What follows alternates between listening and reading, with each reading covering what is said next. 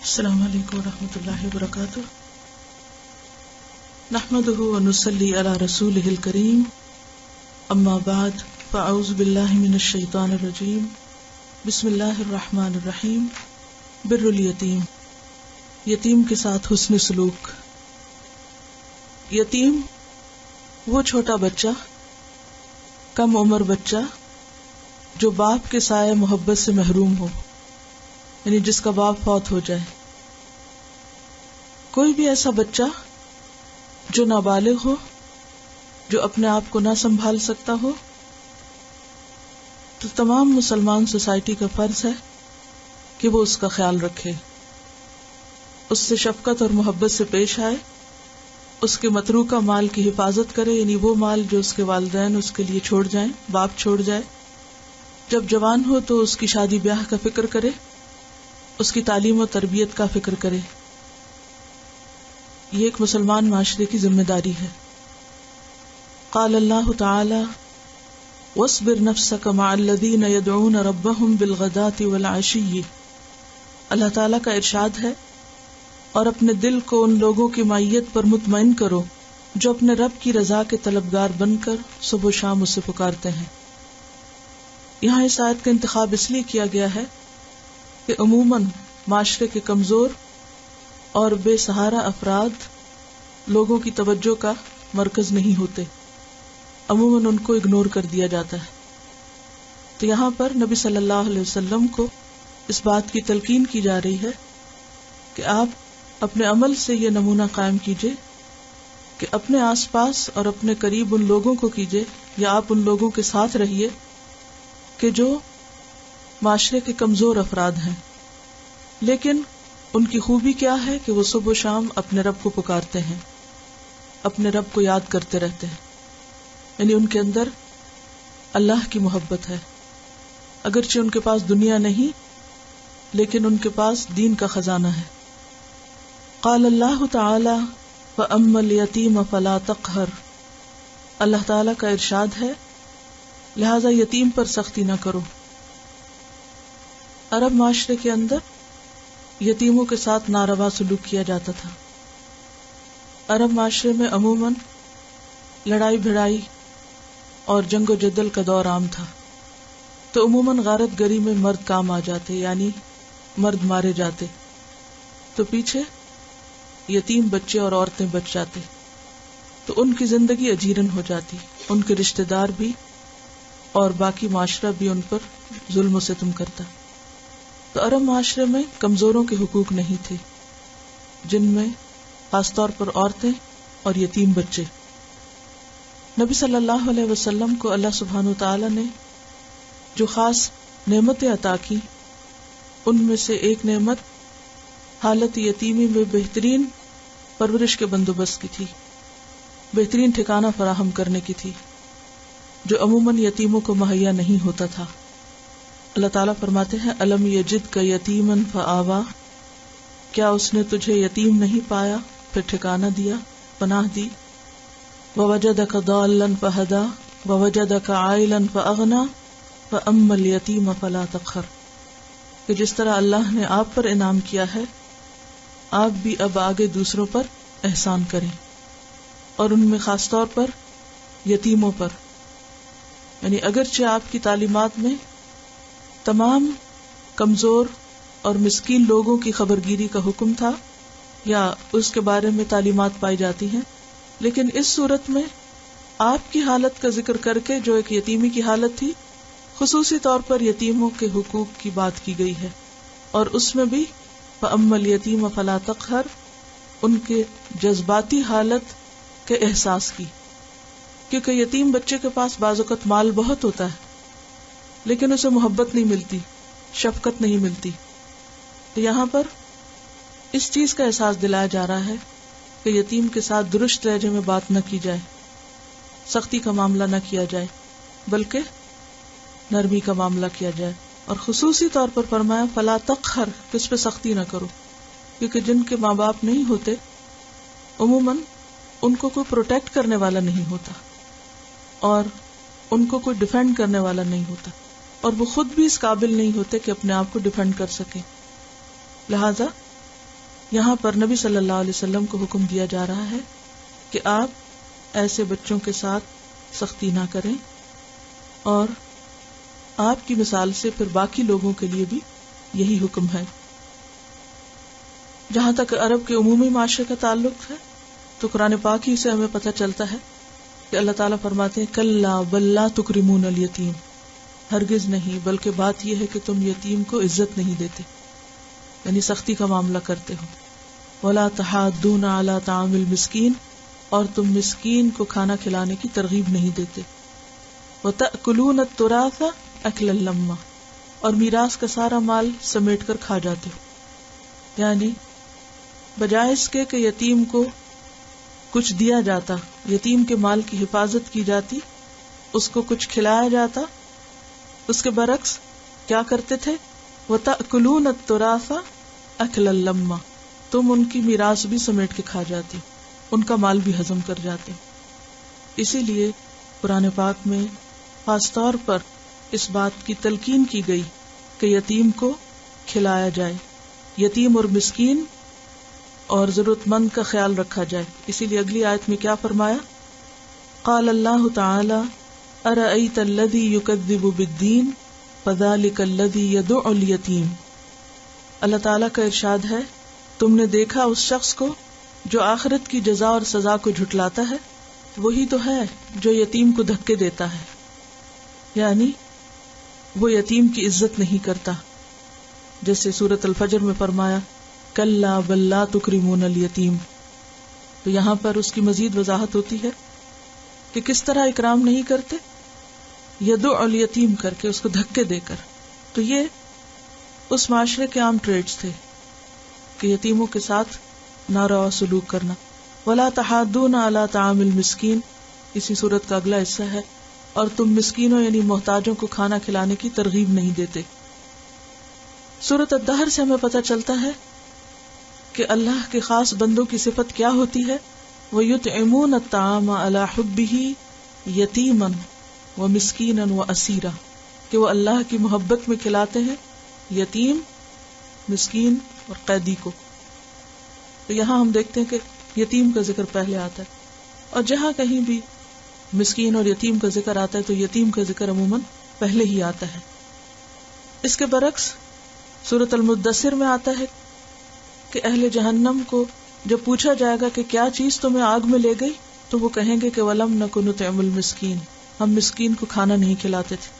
تو اس سے پتہ یہ چلتا ہے کہ یتیم خواہ مالدار بھی کیوں نہ ہو، اس کو کھلانا اور اس کی ضروریات پوری کرنا مسلم معاشرے کی ذمہ داری ہے۔ اس سے پیچھے ہم یہ آیت پڑھ چکے ہیں، یسألونک ماذا ینفقون، یہ پوچھتے ہیں کہ کیا خرچ کریں، کس پر خرچ کریں۔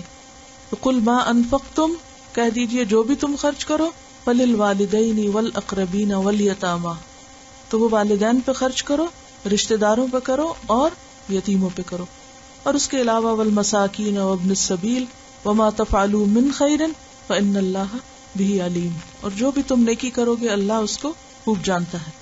تو اس آیت سے بھی پتہ چلتا ہے کہ یتیم پر مال خرچ کرنا وہ اس کے حقوق کی نگہداشت میں سے ایک حق ہے۔ اس سے کوئی فرق نہیں پڑتا کہ وہ مالدار ہے یا نہیں ہے، یہاں مطلقاً یتیم کا ذکر ہو رہا ہے۔ یہ نہیں کہا کہ وہ یتیم جو مسکین ہو، محتاج ہو، بلکہ یہ کہا گیا کہ وہ جو یتیم ہے۔ اور ویسے بھی عمومی طور پر جو بات آتی ہے سورۃ المعارج میں، وفی اموالہم حق للسائل والمحروم، ان کے مالوں میں حق ہے سوالی کا بھی اور محروم کا۔ اب دیکھیں کہ آپ کے بچوں کے پاس جو کچھ بھی ہوتا ہے، چھوٹے بچوں کا عموماً آپ دیکھیں کتنا کچھ ان کے پاس ہوتا ہے، لیکن پھر بھی ان کی ڈیمانڈز کبھی ختم نہیں ہوتی، کچھ بھی ہو، یعنی کھلونوں کی برمار ہو، کپڑوں کی برمار ہو، کھانے کی ہو، کچھ بھی ہو، کتنا کچھ بھی آپ ان کو لا دیں، لیکن ان کا دل کبھی نہیں بھرتا اور ان کا سوال کبھی ختم نہیں ہوتا۔ تو اسی طرح یتیم بچے بھی چھوٹے بچے ہوتے ہیں، ناسمجھ ہوتے ہیں، کیونکہ جب بالغ ہو جاتے تو یتیم نہیں رہتے، تو ان کے لیے بھی کیا لازم ہے کہ ان کا اپنے مال میں حق رکھا جائے۔ جس طرح اپنے بچوں کے لیے کچھ خرید رہے ہیں تو رشتہ داروں میں یا جاننے والوں میں یتیم بچوں کے لیے بھی کسی نہ کسی موقع پر کچھ نہ کچھ ایسی چیزوں کا اہتمام کیا جائے، یعنی سوسائٹی کا یہ طبقہ حسن سلوک کا مستحق ہے۔ اور ویسے بھی آپ دیکھیے کہ یہاں پر ان آیات کو اگر ہم دیکھتے ہیں تو اس میں دونوں طرح کے حقوق کو ادا کرنے کی بات کی جا رہی ہے. ایک ہے جو جسمانی ضروریات ہیں جیسے کھانا پینا ہے، اور پھر جب انفاق کی بات آتی ہے تو اس میں پھر لباس اور دیگر چیزیں بھی آ جاتی ہیں، صرف کھانا ہی نہیں آتا. اور دوسرے ایموشنل نیڈز اور ان کے ساتھ حسن سلوک اور حسن معاملہ، جس میں سختی کا معاملہ نہ کرنا، عزت و اکرام دینا. عموماً عزت و اکرام کس کو دیا جاتا ہے؟ جس کے پاس عزت و شان و شوکت کی بہت سی چیزیں ہوتی ہیں، اور جس کے پاس دنیاوی معیار کے مطابق وہ تمام چیزیں نہیں ہوتی، عموماً اسے عزت نہیں دی جاتی. تو یہاں پر کیا بتایا گیا کہ یتیم کی عزت بھی اتنی ہی اہم ہے جتنی کسی اور کی. اور پھر خصوصی طور پر کھانے کا ذکر اس لیے، جیسے کہ سورۃ البلد میں بھی آتا ہے، او اطعام فی یوم ذی مسغبۃ یتیما ذا مقربہ، اور بھوک کے دن کھانا کھلانا کسی قریبی رشتہ دار کو جو یتیم ہو، یعنی خصوصی طور پر یتیم کے کھانے کا بندوبست. تو بات یہ ہے کہ خود کھانا وقتی خوشی کا باعث ہوتا ہے، لیکن کسی کو کھلانا مستقل خوشی کا باعث ہوتا ہے. خود کھانا ایک حیوانی ضرورت ہے. انسان اور حیوان میں کس چیز کا فرق ہے؟ حیوان بھی کھاتے، انسان بھی کھاتے، لیکن کسی کو کھلانا انسانیت کا درجہ ہے، یعنی خود کھانا حیوانیت کا درجہ ہے اور کسی کو کھلانا انسانیت کا. اور پھر اس میں بھی ان کو جو واپس تمہیں نہ کھلا سکتے، کیونکہ آپ یتیم کو کھلائیں گے تو یتیم آپ کو کیا کھلائے گا؟ یتیم آپ کو کیا بدلہ دے گا؟ مسکین کو کھلائیں گے تو وہ آپ کے کس کام آئے گا؟ تو ایسی جگہ پر کھلانا مزید نیکی اور ثواب کا کام ہے. اسی لیے ہم دیکھتے ہیں کہ قرآن پاک کی جو آخری حصے ہیں، یعنی موسٹلی یہ تمام آیات جو ہے وہ 29ویں 30ویں پارے میں آتی ہیں، جو صورتیں ان کے اندر سے لی گئی. تو قرآن کی جو تعلیمات کا خلاصہ ہے، یعنی قرآن پڑھنے کے بعد انسان کے اندر جو تبدیلیاں آنی چاہیے یا جو کرنے کے کام ہیں، ان میں سے بہترین کرنے کا کام کیا ہے کہ معاشرے کے ایسے افراد کی ضروریات کو پورا کیا جائے. یہی انسانیت کا جوہر اور یہی اسلامی تعلیم کا خلاصہ ہے. اور ہم دیکھتے ہیں کہ جس سوسائٹی کے اندر بھی یتیموں کو عزت نہیں دی جاتی، یہ یتیموں کو پروٹیکشن نہیں ملتی، یا غربت اور بدحالی بڑھتی ہے، وہاں ہر طرح کے جرائم، ہر طرح کے کرائمز میں اضافہ ہوتا چلا جاتا اور فتنہ اور فساد پھوٹ پڑتا ہے. کوئی معاشرہ اس وقت تک حقیقی معنوں میں خوشحال معاشرہ نہیں بن سکتا جب اس کے اندر صرف مالدار لوگ ہوں اور اس میں کمزوروں کے حقوق کی نگہبانی نہ کی جاتی. عن سہل بن سعد عن النبی صلی اللہ علیہ وسلم قال انا وکافل الیتیم فی الجنۃ ہکذا وقال باصبعیہ السبابۃ والوسطی، رواہ البخاری کتاب الادب. سیدنا سہل بن سعد رضی اللہ عنہ روایت کرتے ہیں کہ نبی کریم صلی اللہ علیہ وسلم نے فرمایا کہ میں اور یتیم کی پرورش کرنے والا جنت میں اس طرح ہوں گے، اور آپ نے شہادت اور درمیانی انگلیوں کے اشارے سے بتایا، یعنی ان دو انگلیوں کو جوڑ کر بتایا.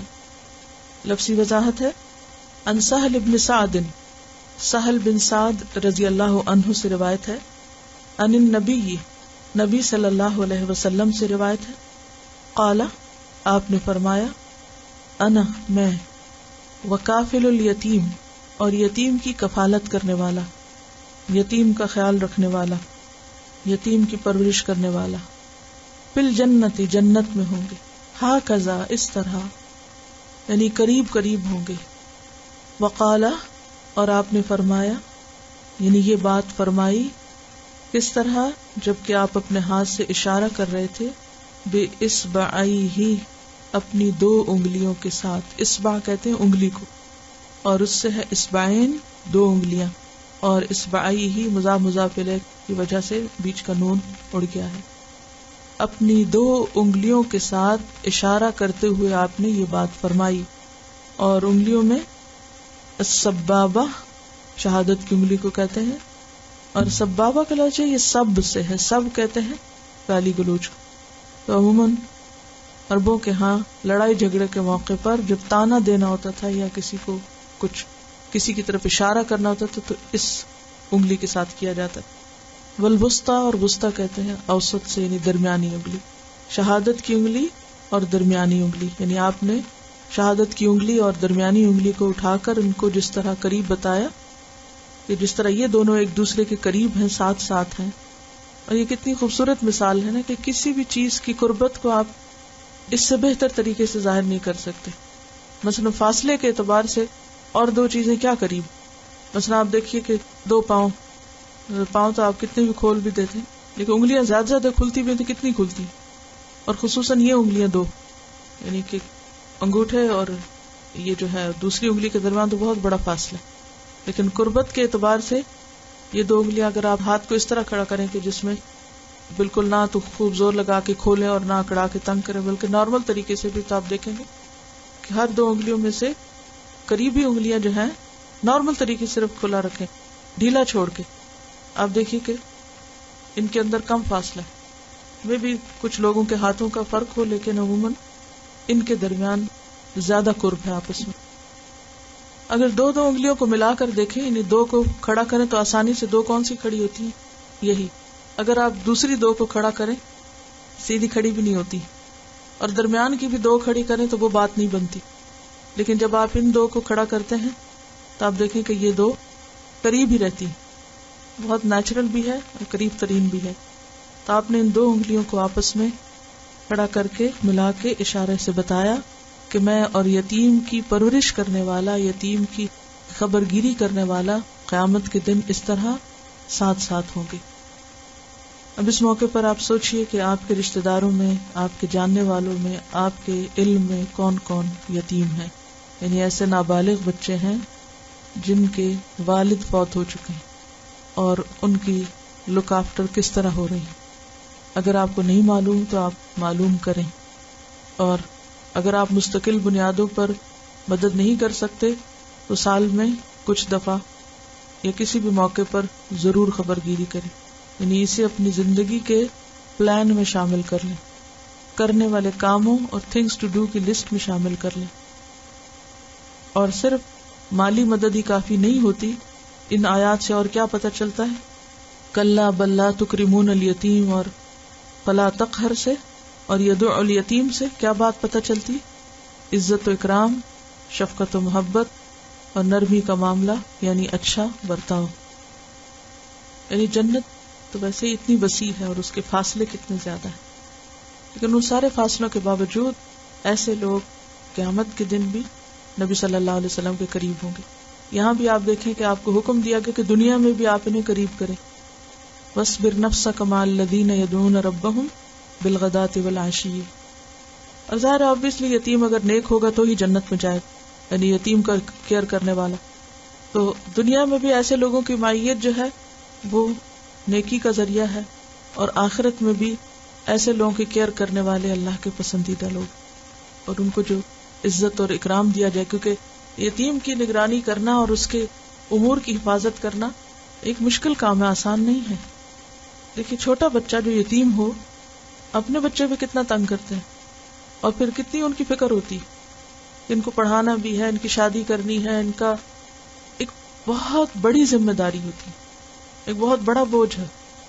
یعنی انسان کی پرورش اور اس کی صحیح پرورش تو صرف کفالت نہیں بلکہ ایسی کفالت جو مطلوب ہے، وہ انسان کے درجوں کو بلند کر سکتی۔ تو یہ ایک بہت صبر اور ہمت کے کاموں میں سے آسان نہیں ہے، یعنی اجر اور جزا تو بہت بڑی دکھائی دے رہی ہے کہ نبی صلی اللہ علیہ وسلم کے قریب ترین محبوب ترین لوگ ہوں گے، ان کو ایک خاص آنر بخشا جائے گا، عزت دی جائے گی، لیکن یہ مقام پانے کے لیے بہت سی کٹھن چڑھائیاں چڑھنے کی ضرورت ہوتی ہے، اور بہت صبر اور استقامت کے ساتھ ان مرحلوں کو طے کیا جاتا ہے، اور یہ وہی کر سکتا ہے جس کے اندر مستقل مزاجی ہو۔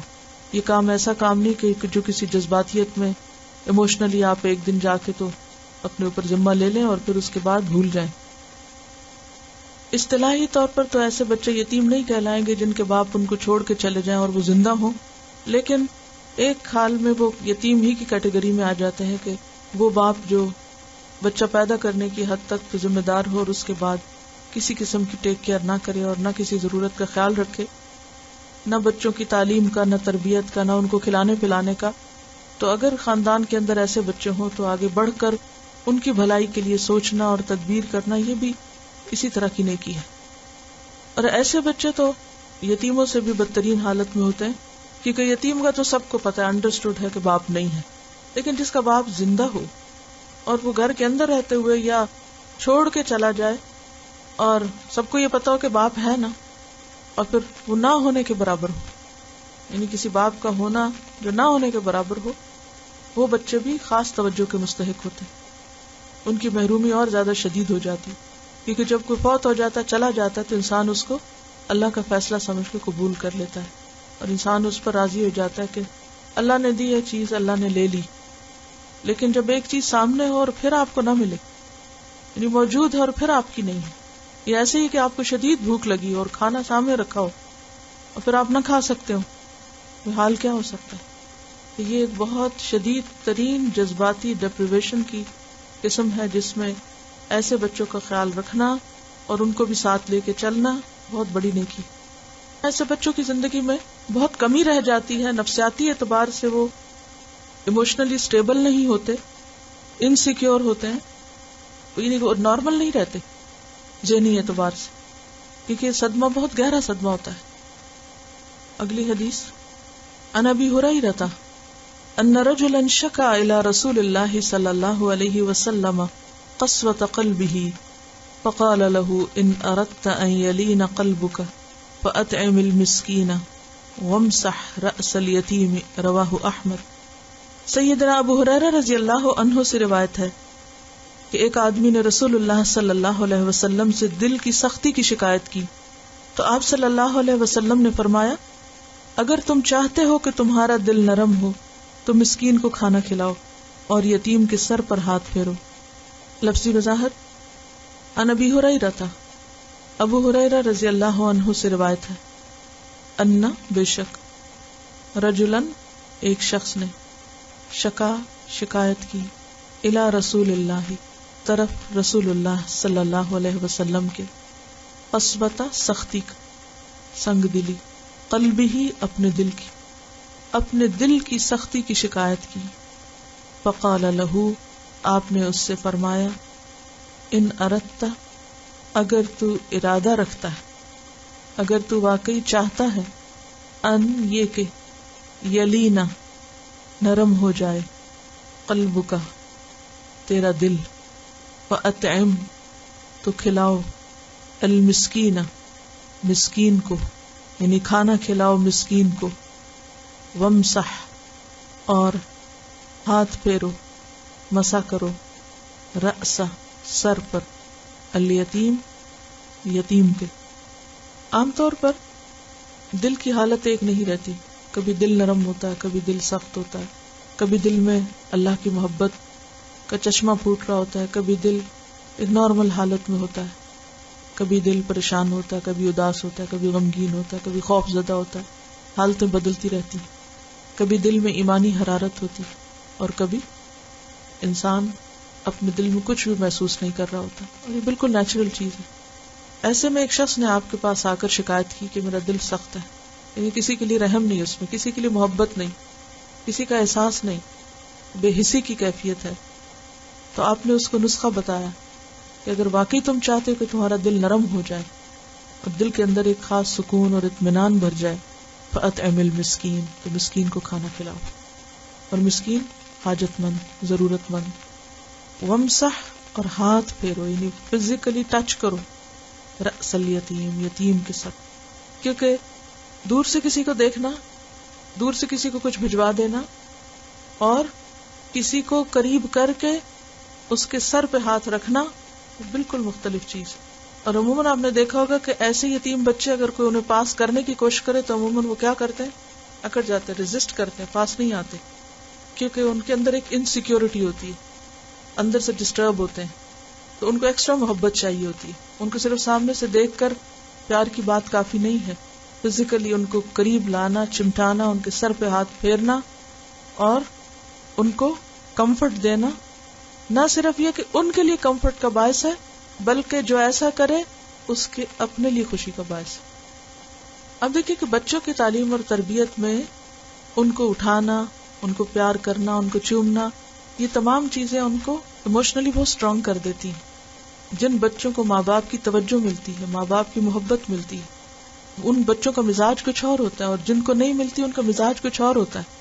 تو یہاں پر نبی صلی اللہ علیہ وسلم نے دل کی سختی کا علاج یہ بتایا کہ جاؤ یتیم کے سر پہ ہاتھ پھیرو، کسی کا دل نرم کرو، کیونکہ جب آپ یتیم کے سر پہ ہاتھ پھیریں گے تو اس کا دل میں نرم ہوگا۔ آپ دیکھیں گے یتیموں کے اندر ایک خاص قسم کی سختی ہوتی، اور وہ حالات نے ان کو سخت جان بنا دیا ہوتا ہے، یا ایک اسٹبن سا بنا دیا ہوتا ہے، یا ان کے اندر ایک خاص قسم کا کھچاؤ ہوتا ہے لوگوں سے، اور ڈرتے ہیں لوگوں کے پاس جانے۔ معلوم نہیں آپ کو تجربہ ہوا یا نہیں، لیکن میں نے اسے بہت کلوزلی آبزرو کیا۔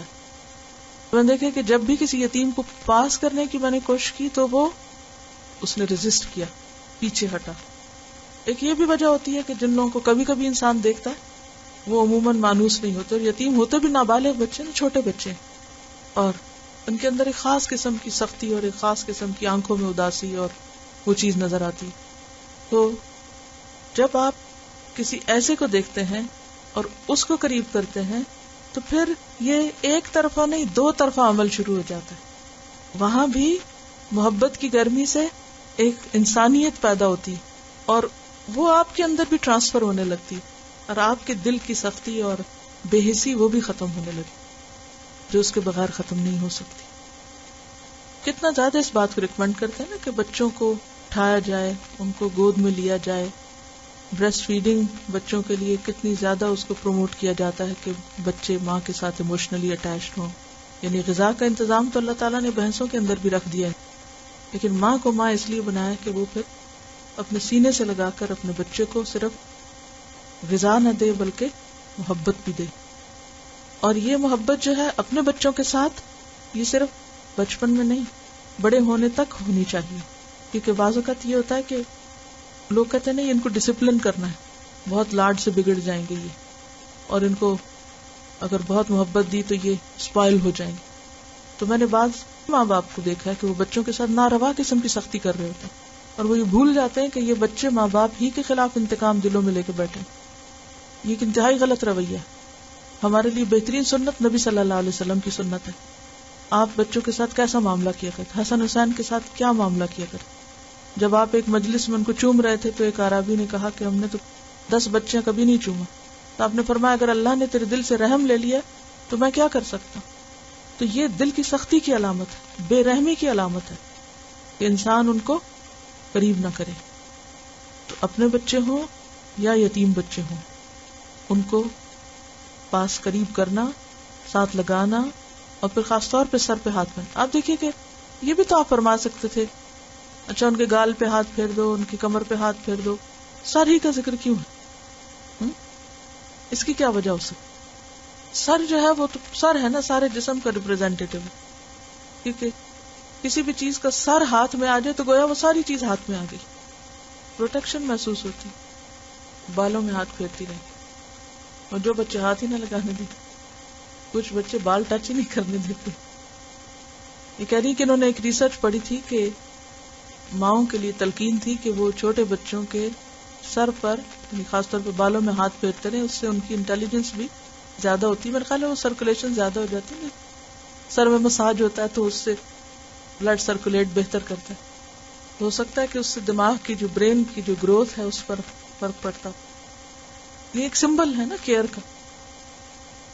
ہمیں تو اتنی زیادہ، یعنی کہ ہمارے بچے جب پیدا ہوئے تو ہماری والدہ کہتی تھی کہ ہر روز ان کو خود مساج کرو، اور میں بغیر ناغے کے اپنے بچوں کو مسلسل چھوٹے ہوتے مساج کرتی رہی، کافی دیر ان کو۔ آئی ڈونٹ نو کہ کیا اس کی ریزن تھی، ہمیں تو بتایا جاتا تھا کہ یہ سوتے ہیں، پھر تو اس لالچ میں کہ سو جائیں اور ہم کچھ کام کر لیں، لیکن بلا ناغہ، یعنی کوئی ایک دن اگر کسی دن کسی وجہ سے کوئی بیمار ہے، بخار ہے، نہلایا نہیں، تب بھی مساج لازم ہے۔